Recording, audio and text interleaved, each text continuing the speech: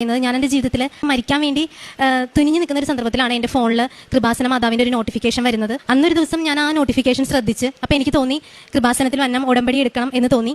കാരണം എന്താണെന്ന് വെച്ചിട്ടുണ്ടെങ്കിൽ ഒരു ബാങ്കിൻ്റെ അണ്ടറിൽ വർക്ക് ചെയ്യുന്നതുകൊണ്ട് തന്നെ അവിടെ സീനിയർ ബ്രാഞ്ച് മാനേജറായിട്ടായിരുന്നു വർക്ക് ചെയ്തിട്ടുണ്ടായിരുന്നത്.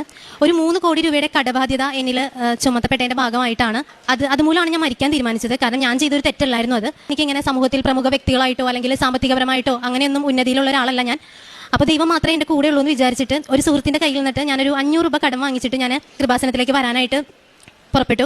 ആ ബസ്സിലെ കണ്ടക്ടർ എന്നെ ചീത്ത പറഞ്ഞു. അതായത് 500 പൗണ്ടാണോ വരുന്നതെന്ന് ചോദിച്ചിട്ട്, അല്ലെങ്കിൽ അടുത്ത സ്റ്റോപ്പിൽ ഇറങ്ങി പൊക്കോളാൻ പറഞ്ഞു. പിന്നെ കുറച്ച് കഴിഞ്ഞപ്പോൾ അയാൾ എന്നെ വന്നിട്ട് പറഞ്ഞു, തൊട്ടടുത്തിരിക്കുന്ന കുട്ടി കൃപാസനത്തിലാണ് ഇറങ്ങുന്നത്, ആ കുട്ടിയോട് ടിക്കറ്റ് എടുത്ത് തരാൻ പറയുമെന്ന് ചോദിച്ചു. അപ്പോൾ ആ കുട്ടി ടിക്കറ്റ് എടുത്ത് തന്നു. ടിക്കറ്റ് എടുത്ത് തന്നതിന് ശേഷം ആ കൊച്ചിൻ്റെ അടുത്ത് വർത്താനം പറഞ്ഞു. അതൊരു മുസ്ലിം കുട്ടിയായിരുന്നു.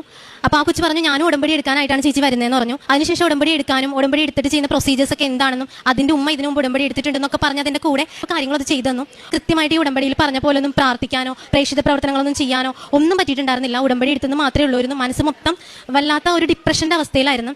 ഓരോ ദിവസവും പോലീസ് സ്റ്റേഷൻ, കോടതി, കേസ്, ഇങ്ങനെ അതും ഞാൻ ഒറ്റയ്ക്ക് തന്നെ. കാരണം എൻ്റെ ഭർത്താവിൻ്റെ വീട്ടുകാർക്കോ എൻ്റെ വീട്ടുകാർക്കോ അങ്ങനെ ഒന്നും അറിയില്ല. അപ്പം ഞാൻ ഒറ്റയ്ക്ക് തന്നെ അത് നേരിടണമായിരുന്നു. എന്നാലും ഇന്നിപ്പോൾ ഇവിടെ സാക്ഷ്യം പറയാൻ വന്നത് എന്താണെന്ന് വെച്ചാൽ എൻ്റെ എല്ലാ പ്രശ്നങ്ങളും എനിക്ക് മനസ്സമാധാനവും മാതാവ് എനിക്ക് തന്നു എന്ന് പറയാൻ വേണ്ടിയിട്ടാണ്.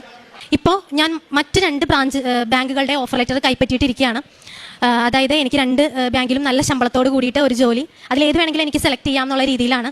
അപ്പോൾ അതിന് നന്ദി പറയാനാണ് ഞാൻ ഇന്നിവിടെ വന്നത്. ഇതിനിടയിൽ ഞാൻ ഉടമ്പടി എടുത്തു കഴിഞ്ഞിട്ടും പ്രാർത്ഥിച്ചിട്ടും ഒന്നും ഫലമില്ലല്ലോ എന്ന് വിചാരിച്ച് വീണ്ടും ഇതുപോലെ മരിക്കാൻ തുനിയുമ്പോഴാണ് ഞാൻ ഫോൺ ഓഫ് ചെയ്യാൻ വേണ്ടി ഫോൺ എടുത്തപ്പോൾ അച്ഛൻ്റെ ഒരു വാക്ക് അതിനകത്ത് ഞാൻ കണ്ടു. പതറരുത്, നീ മരിക്കുകയും ചെയ്യരുത് എന്നാണ് അതിനകത്ത് ഞാൻ കണ്ടത്. വേഗം തന്നെ ഞാൻ ഫോൺ ചാർജിലിട്ട് ഞാൻ പോയി അമ്മ മാതാവിനോട് മാപ്പ് പറഞ്ഞ് ഇത്രയും ദിവസം നീട്ടി തന്നിട്ടും ഞാൻ മരിക്കാൻ തീരുമാനിച്ച തെറ്റായി പോയെന്ന് എനിക്ക് തോന്നി.